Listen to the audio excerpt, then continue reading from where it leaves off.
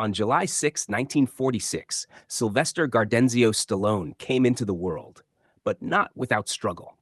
A forceps mishap during delivery left him with partial paralysis on the lower left side of his face, giving him the signature slurred speech and snarling expression that would later become his trademark. His early life was marked by turbulence. His parents' marriage was rocky, filled with shouting matches and frequent separations. Eventually, the family broke apart. Stallone, along with his younger brother Frank, was shuffled between homes, cities, and schools. He grew up feeling like an outsider, awkward, small for his age, and constantly searching for where he belonged. As a child, he was no stranger to the sting of rejection. Teachers dismissed him. Classmates teased him. He struggled academically, often labeled as a problem student.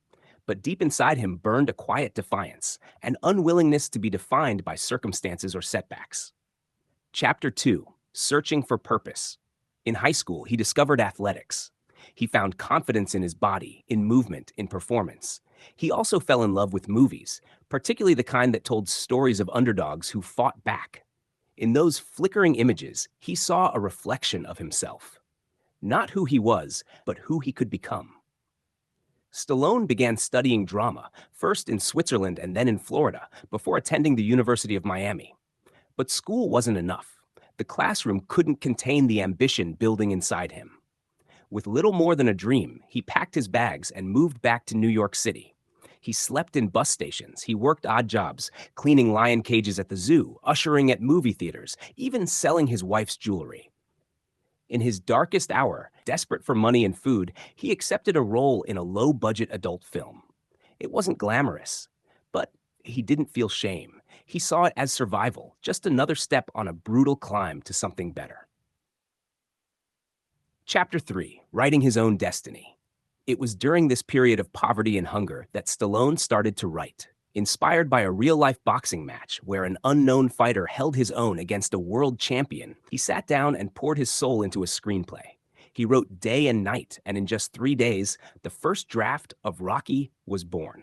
The story was about a nobody from Philadelphia, Rocky Balboa, who gets a once-in-a-lifetime shot at the heavyweight title. It was more than a boxing movie. It was a metaphor for Stallone's own life: struggle, grit, hope. Studio executives loved the script. They offered him large sums of money to sell it, on the condition that a major star play the lead. But Stallone refused. He knew this story was his story. He insisted that he play Rocky, despite being broke and nearly homeless. It was a massive gamble, but he stood firm, and it paid off. Chapter 4: The Birth of a Cultural Icon. Rocky was released in 1976 and hit theaters like a left hook to the jaw. Audiences connected instantly with the raw emotion and authenticity of the film. It became a box office sensation, winning 3 Academy Awards, including Best Picture. Overnight, Stallone went from struggling actor to household name. But he didn't let success slow him down. He immediately began writing and directing, expanding the Rocky universe and exploring new roles. Each film reflected a piece of himself: the fighter, the survivor, the dreamer. He trained harder, pushed further. His body transformed into the chiseled frame that would become his trademark. He became not just an actor, but an action icon. Chapter 5: Rambo and the Rise of the Action Hero. In the early 1980s, Stallone introduced the world to a new character, John Rambo.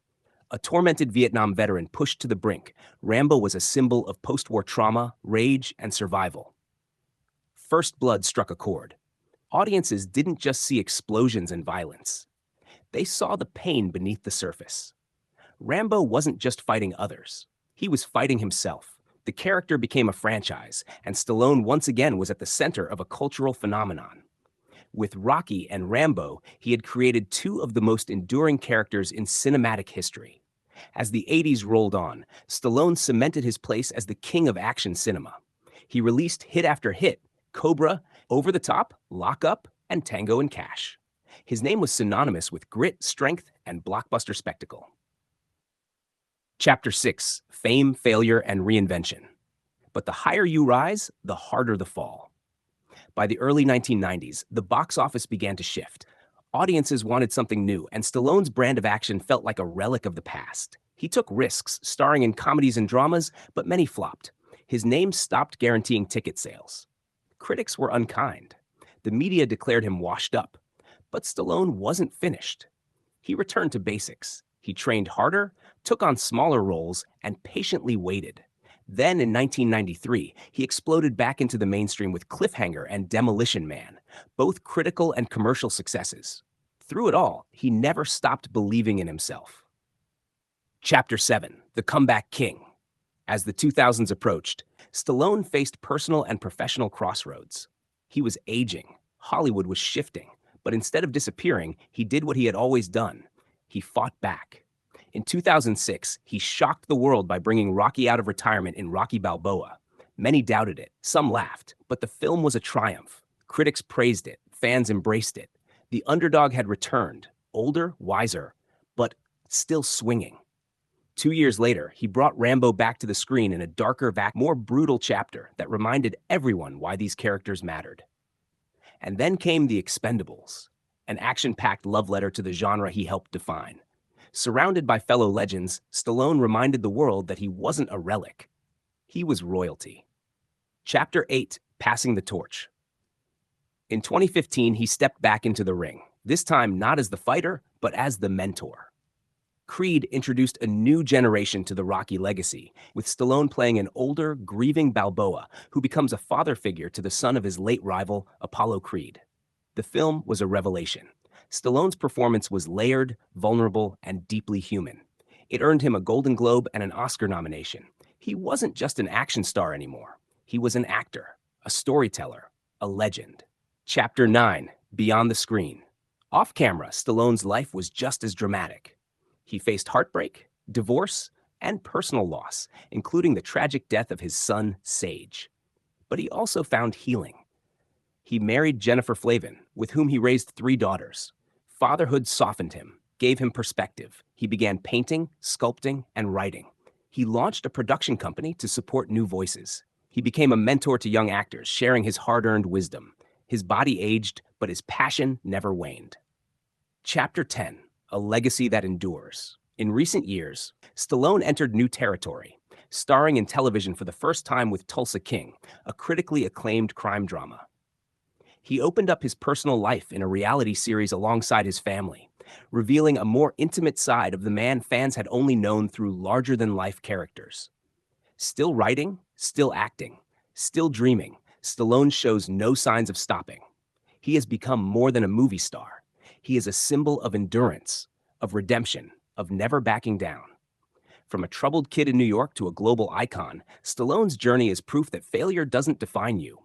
How you fight back does. Final words: the heart of a warrior. Sylvester Stallone didn't succeed because he was the best looking, the most polished, or the most connected.